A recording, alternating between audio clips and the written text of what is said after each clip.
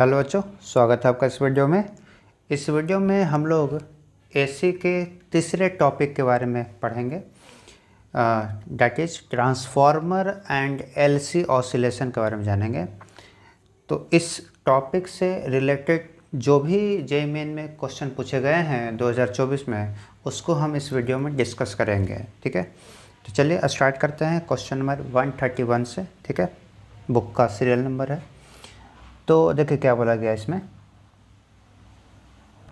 तो देखिए इसमें क्या बोला गया, a transformer has efficiency of 80%। एक ट्रांसफार्मर है जिसका एफिशिएंसी कितना है, 80%। ठीक है, and works at 10 volt and 4 kilowatt. ठीक है, मतलब उस ट्रांसफार्मर को इतना एनर्जी 4 किलोवाट पर सेकंड, इतना एनर्जी इसको दिया जा रहा है। ठीक है, इनपुट एनर्जी आपको दे रखा है, इनपुट पावर। आगे बोला if the secondary voltage is 240 volt, मतलब जो हमारा सेकेंडरी कॉइल है उसमें वोल्टेज कितना है, आउटपुट वोल्टेज 240 वोल्ट है। पूछा गया है कि उस सेकेंडरी कॉइल में करंट का वैल्यू बताइए। ठीक है, तो चलिए पहले ट्रांसफार्मर के बारे में हम जान लेते हैं थोड़ा सा। ठीक है, देखिए ट्रांसफार्मर होता क्या है। ट्रांसफार्मर एक तरीके से ये हमारा हो गया सॉफ्ट आयरन कोर। ठीक है, ये सॉफ्ट आयरन कोर रहेगा। इसी के ऊपर हमारा क्या रहता है, कॉइल। इसी के ऊपर कॉइल हमारा लपेटा हुआ रहेगा कुछ इस तरीके से। ये मान लीजिए ये हमारा हो गया प्राइमरी कॉइल। ठीक है, ये हो गया प्राइमरी कॉइल। यहाँ से हम क्या करेंगे, यहाँ से हम इनपुट सप्लाई करेंगे। ठीक है, तो ये हमारा इनपुट सप्लाई करेंगे यहाँ से, और दूसरी तरफ से हम क्या करेंगे, आउटपुट यहाँ से बाहर निकालेंगे। तो ये जो है ना, ये हमारा जो सर्किट होगा ये होगा कौन सा, सेकेंडरी वाला, और ये हो जाएगा प्राइमरी वाला। ठीक है, तो क्या बोला गया क्वेश्चन में कि यहाँ पर जो पावर इनपुट आ रहा है, इनपुट में जो पावर सप्लाई किया जा रहा है वो कितना है, वो दे रखा है आपको 4 किलोवाट। 4 किलोवाट बोला तो कितना वाट, 4000 वाट। तो ये दे रखा है इनपुट में, तो ये पावर दे रखा है। ठीक है, आउटपुट में पावर कितना होगा, तो देखो बोला गया है कि इस ट्रांसफार्मर का एफिशिएंसी 80% है। मतलब ये जो इनपुट में जो एनर्जी आया है उसका केवल 80% सेकेंडरी कॉइल में ट्रांसफ़र होगा, मतलब कि 20% जो है वो लॉस हो गया। तो एफिशिएंसी का मतलब यही होता है, एफिशिएंसी हो गया एन। तो एफिशिएंसी हम लिखते हैं कैसे, आउटपुट जो हमें मिला अपॉन इनपुट जो हमने सप्लाई किया था, जो हमने जनरेट किया था। ठीक है ना, तो आउटपुट अपॉन इनपुट ये हो गया हमारा एफिशिएंसी। तो अगर आप आउटपुट चाहते हैं, तो आउटपुट अगर आप चाहते हैं तो क्या आपको करना पड़ेगा, एफिशिएंसी से गुना कर लीजिए, इनपुट में आपको मिल जाएगा। ठीक है, अगर हम आइडियल ट्रांसफार्मर की बात करें तो उसमें एफिशिएंसी कितना होता है, 100%, मतलब पूरा का पूरा ट्रांसफ़र हो जाएगा, नो एनी लॉस। ठीक है, अच्छा तो ये बताइए कि एफिशिएंसी दे रखा है 80%, 80% बोला तो 0.8, और इनपुट कितना था 4000 वाट। तो ये हो गया हमारा 4000, मतलब कि ये हो जाएगा अच्छों का 3200, है ना। तो इतना वाट जो है हमें आउटपुट के फॉर्म में मिलेगा। ठीक है ना। अब ये बताइए आउटपुट ये क्या है, पावर है ना। तो पावर हम कैसे निकालते थे, पावर हम निकालते थे वोल्टेज इनटू करंट, यही तो होता है पावर। तो आउटपुट वाले पावर का ये हो गया, तो आउटपुट पावर क्या होगा, output voltage into output coil में, सेकेंडरी कॉइल में करंट। तो इसका वैल्यू हमने अभी अभी निकाला, कितना इसका वैल्यू है 3200। ठीक है ना। अब बताइए यहाँ से कि वी नोट आपको दे रखा है, सेकेंडरी कॉइल में वी नोट कितना दे रखा है आपको, सेकेंडरी में दे रखा है 240 वोल्ट। देखिए यहाँ पर दे रखा है, तो वैल्यू यहाँ रख देंगे 240 वोल्ट इनटू करंट, इसमें पूछा गया है सेकेंडरी कॉइल में आई एस इक्वल टू 3200। तो जब आप इसको सॉल्व करेगा तो 1 0 से 1 0 कैंसिल, 8 से 3 बार में, 8 से 4 40 बार में, तो आई एस का वैल्यू आ जाएगा कितना 40/3, मतलब कितना 13.33, इतना हमारा एम्पियर करंट आ जाएगा। तो इस हिसाब से हमारा ऑप्शन नंबर बी हो जाएगा। तो हमने इसमें क्या कंसेप्ट अप्लाई किया कि ट्रांसफार्मर में जो एफिशिएंसी होगा वो आउटपुट अपॉन इनपुट होगा। आप डायरेक्ट यहाँ से फार्मूला भी अप्लाई कर सकते थे। आउटपुट में हो जाएगा सेकेंडरी कॉइल का वोल्टेज इनटू सेकेंडरी कॉइल में करंट, है ना, V S into I S divide by primary coil मतलब इनपुट वाला, तो input voltage into input current. तो ये भी आप कर सकते थे, प्राइमरी वोल्टेज प्राइमरी करंट, तो ये निकलेगा तो आ जाएगा। आपको इसमें से 3 चीज़ दे रखा है, फोर्थ वन निकालना है, आंसर आ जाएगा। ठीक है, तो ये काफ़ी सिंपल सा क्वेश्चन था ट्रांसफार्मर के ऊपर। चलिए आगे चलते हैं दूसरे क्वेश्चन की तरफ। ये रहा अगला क्वेश्चन, क्वेश्चन नंबर 132। ठीक है, तो इसमें क्या बोला गया, देखिए, अब पावर ट्रांसमिशन लाइन, तो जो पावर ट्रांसमिट करने के लिए जो हम लाइन बिछाते हैं, है ना, फिट्स इनपुट पावर एट इतना किलोवोल्ट। तो इनपुट पावर आपको दे रखा है इतना किलोवोल्ट है। ठीक है, to a step down transformer, तो चलो एक हमारे पास ट्रांसफार्मर है, पहले इसको बना लेते हैं। देखिए, तो ये हो गया हमारा पीछे जो एग्जाम्पल में बनाया था, ये हो गया ट्रांसफार्मर। ठीक है, तो ये हो गया इनपुट प्राइमरी कॉइल और ये हो गया सेकेंडरी कॉइल। इसमें क्या बोला गया, बोला गया है कि जो इनपुट वोल्टेज दिया जा रहा है वो 2.3 किलो वोल्ट है। इसका मतलब कि 2300 वोल्ट होगा। तो ये हो गया प्राइमरी कॉइल का वोल्टेज। ठीक है, बोला गया है कि with its primary winding having, अच्छा नंबर ऑफ टर्न्स इसमें दे रखा है कितना, तो number of turns in primary coil दे रखा है 3000। ठीक है, अच्छा और क्या दे रखा है, the output power is delivered eight 230 volt, मतलब आउटपुट पावर जो यहाँ से निकलेंगे सेकेंडरी कॉइल में उसका वोल्टेज दे रखा है, voltage of secondary coil V S equal to 230 volt दे रखा है। ठीक है, बाय द ट्रांसफार्मर। अच्छा आगे क्या बोला, the current in primary of transformer is 5 ampere, मतलब क्या है, प्राइमरी कॉइल में करंट का वैल्यू दे रखा है कितना, 5 एम्पियर, मतलब आई पी का वैल्यू दे रखा है 5 एम्पियर। ठीक है, आगे पढ़ते हैं। पूछा गया है क्या, the current in the primary 5 ampere and it's efficiency is 90%। तो इस ट्रांसफार्मर का इफिशियंसी दे रखा है हमारे को 90%, बोला तो 0.9 एन का वैल्यू। ठीक है, मतलब 90% पावर ट्रांसफ़र करता है और 10% पावर जो है वो लॉस हो जाता है। ठीक है, अच्छा पूछा गया binding of transformer is made of copper, copper का बना हुआ। ठीक है, कोई दिक्कत नहीं है। पूछा गया द आउटपुट करंट क्या होगा, मतलब यहाँ पर आई एस सेकेंडरी कॉइल में करंट कितना होगा ये पूछा गया। तो ठीक है, हम जो हमारे पास नॉर्मल फार्मूला है इफ़िशियंसी निकालने का वो अप्लाई कर लेते हैं। बोलिए क्या था हमारे पास इफ़िशियंसी का फार्मूला, इफ़िशियंसी होता है आउटपुट अपॉन इनपुट, तो आउटपुट अपॉन इनपुट ये होता है। तो अगर हमें आउटपुट निकालना हो तो आउटपुट कितना हो जाएगा, तो आउटपुट हमारा हो जाएगा इनपुट इनटू इफ़िशियंसी, तो इफ़िशियंसी इनटू इनपुट। ठीक है, अब ये बताइए कि आउटपुट इनपुट हम पावर लिखते कैसे हैं, तो वोल्टेज इनटू करंट से। तो आप देखिए आउटपुट में वोल्टेज कितना है, तो V S secondary voltage, output में करंट कितना होगा, तो आई एस बराबर N efficiency into input power कितना होगा, तो V P into I P, voltage in primary into current in primary. ठीक है, अब देखिए इसमें से क्या क्या आप इन्फॉर्मेशन आपको दे रखा है, तो वी एस क्या दे रखा है, हाँ दे रखा है 230 वोल्ट, तो रख लेंगे 230। आई एस पूछा गया है, ठीक है निकाल लेंगे इसका वैल्यू। एन क्या है, इफ़िशियंसी का वैल्यू दे रखा है 90% है, मतलब 0.9 हो जाएगा। अच्छा वी पी क्या है प्राइमरी में, तो ये हो जाएगा 2300 वोल्ट इंटू आई पी क्या है प्राइमरी में करंट, मतलब 5 एम्पियर। तो अब इसमें केवल एक ही वेरिएबल आई एस, उसी को निकालना था, बस आप सॉल्व कर लीजिए। तो ये हो गया कैंसिल हो जाएगा 10 बार में, और 10 से ये गुना हो जाएगा 0.9 से, तो 9 बन गया, 9 इंटू 5 45। तो हमारा आई एस जो सेकेंडरी कॉइल में करंट होगा ये आ गया हमारा 45 एम्पियर करंट।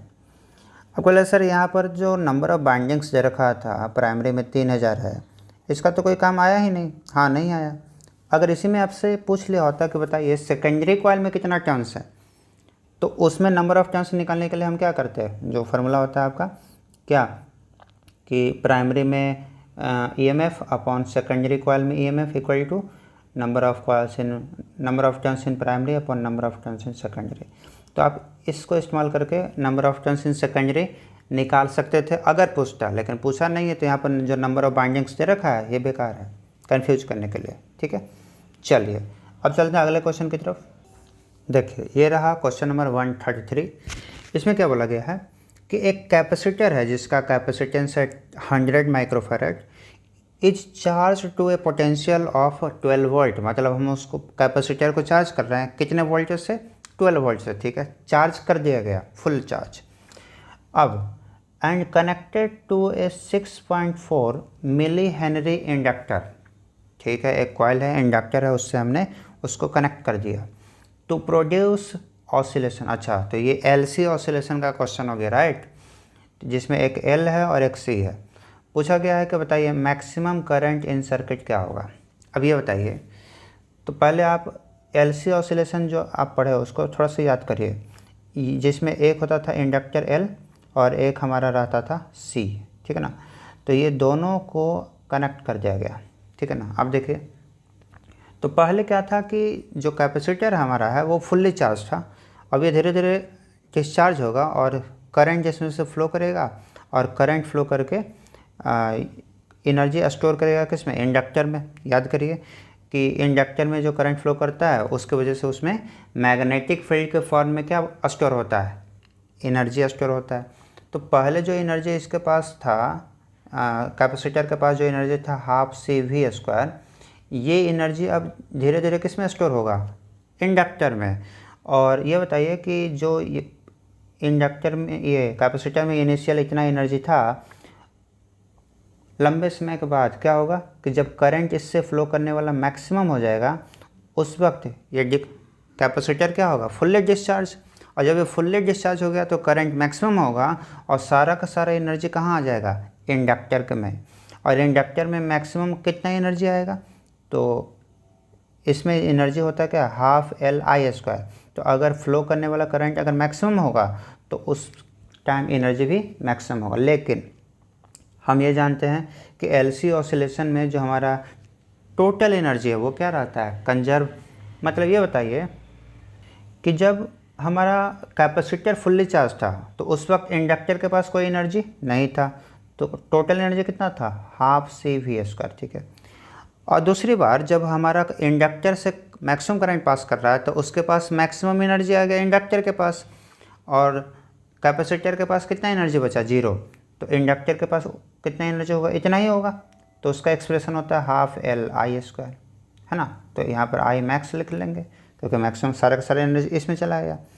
अब बताइए कि यहाँ पर से हमें निकालना है क्या, मैक्सिमम करंट। तो थोड़ा सिंप्लीफाई कर लेते हैं, हाफ से हाफ कैंसिल हो गया। तो बताइए कितना आएगा, CV²/L = I मैक्स का स्क्वायर, ठीक है ना। तो बताइए यहाँ से I मैक्स कितना आ जाएगा, ये हो जाएगा √C/L × V बाहर के। तब इसको अगर सॉल्व करते हैं तो बताइए कितना आएगा, √C कितना दे रखा है आपको क्वेश्चन में, C दे रखा है 100 माइक्रोफैरड है, तो 100 × 10⁻⁶, ठीक है, डिवाइड बाई L कितना दे रखा है आपका 6.4 मिली हेनरी, तो 6.4 मिली का मतलब 10⁻⁻3, ठीक है। और वोल्टेज आपको दे रखा है यहाँ पर कितना वोल्टेज पे चार्ज किया गया था, 12 वोल्ट पे, तो ये हो गया × 12। तो अगर आप इसको सॉल्व करते हैं तो ये आपका रूट में आ जाएगा कितना, -6 + 2 -4 -4 -3 -1 नीचे आएगा तो 10, मतलब कि ये हो जाएगा 1/√। 64 का हो जाएगा 1/8, तो ये हो जाएगा 8 और ये होगा 12, मतलब ये आ जाएगा आपका 4 3 जा 4 2 जा मतलब 3/2 3/2 बोले तो 1.5 एम्पियर। तो ये मैक्सिमम करंट फ्लो करेगा जब इंडक्टर के पास पूरा का पूरा एनर्जी आ जाएगा, ठीक है। तो इसमें पूछा था करंट, मैक्सिमम करंट, तो हमारा आंसर कौन सा हो जाएगा, सेकंड ऑप्शन। काफ़ी आसान था, LC ऑसिलेशन का क्वेश्चन था, ठीक है। चलिए अब चलते हैं अगले लास्ट क्वेश्चन की तरफ। देखिए इसमें क्या बोला गया कि ट्रांसफार्मर का जो प्राइमरी साइड है उसको कनेक्ट किया गया है 230 वोल्ट पे और 50 हर्ट्ज से सप्लाई, ठीक है। बोला गया turns ratio of primary to secondary binding, तो नंबर ऑफ टर्न्स का रेशियो दे रखा है प्राइमरी टू सेकेंडरी का कितना, 10:1 दे रखा, ठीक है। बोला गया कि एक लोड रेजिस्टेंस अप्लाई किया गया है, कनेक्ट किया गया है किधर, सेकेंडरी साइड में, कितने ओम का, 46 ओम का, ठीक है। तो पूछा गया कि सेकेंडरी कॉइल में जो रेजिस्टेंस अप्लाई किया गया है उसमें कितना पावर कंज्यूम होगा, ठीक है। पावर कंज्यूम निकालना है, इसका मतलब हम वोल्टेज निकाल लेते हैं। देन पावर कंजम हो जाएगा V²/R। तो मेन है कि सेकेंडरी कॉइल से आपको वोल्टेज निकालना है और प्राइमरी से आपको वोल्टेज दे रखा है, ठीक है। तो देखिए क्या करते हैं। क्या आपको मालूम है कि वोल्टेज और नंबर ऑफ टर्न्स में रिलेशन क्या होता है? हाँ, देखिए voltage in secondary upon voltage in primary बराबर होता है number of turns in secondary upon number of turns in primary, ठीक है। तो बताइए इसमें क्या क्या दे रखा है। तो सेकेंडरी में जो वोल्टेज होगा ये तो हमें नहीं मालूम, ये जो निकालना है पावर निकालने के लिए। तो VS अपॉन VP कितना है। तो देखिए प्राइमरी साइड में वोल्टेज दे रखा है 230 वोल्ट, ठीक है। तो 230 हो गया बराबर NS हो गया number of turns in secondary. तो ये दे रखा है आपको रेशियो प्राइमरी बाय सेकेंडरी का वैल्यू दे रखा है 10:1। तो ये तो सेकेंडरी बाय प्राइमरी है तो ये हो जाएगा 1:10, ठीक है। तो इस तरीके से जब आप इसको सॉल्व करेगा तो VS आ जाएगा कितना 23 वोल्ट मिल जाएगा। मतलब सेकेंडरी कॉइल के क्रॉस वोल्टेज कितना है 23 वोल्ट, ठीक है। अब ये मिल गया तो अब ये बताइए कि वोल्टेज अगर मालूम चल गया तो हमारा यहाँ से पावर कितना आएगा इसके क्रॉस, क्योंकि सेकेंडरी कॉइल में क्या लगा हुआ है, रजिस्टर लगा हुआ है ना, लोड लगा हुआ है। और उस रजिस्टर का रेजिस्टेंस कितना है, इसका रेजिस्टेंस हमारा 46 ओम, ठीक है ना। तो पावर निकलेगा, पावर इन सेकेंडरी कॉइल कितना आ जाएगा V²/R, सेकेंडरी कॉइल का वोल्टेज का स्क्वायर बाई उसका रेजिस्टेंस सेकेंडरी कॉइल का। तो ये हो जाएगा हमारा कितना VS हो जाएगा 23 का स्क्वायर डिवाइड बाई R कितना है, R कितना 46।